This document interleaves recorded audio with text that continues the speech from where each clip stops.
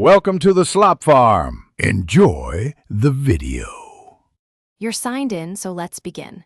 First, open Outlook on the web and go to Mail. Once there, scan your inbox and flag which folders you want archived. This saves time later. Next, open the gear icon to access mail settings. Make sure Archive folder exists or create one.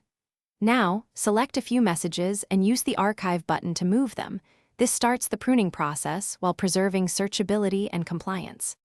Once you've got the Archive folder, set up automation. Go to View All Outlook settings, then Mail and Rules.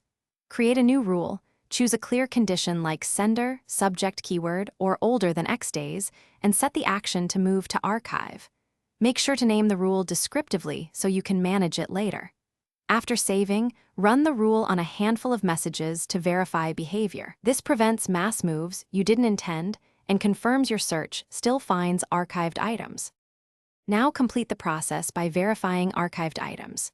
Use the search box and filters to confirm messages moved correctly and keep the archive folder in your folder list for quick access.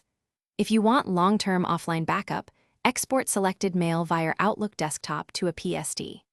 If something goes wrong, missing emails or unexpected moves, review your recently applied rules, check the deleted items and recoverable items, and undo.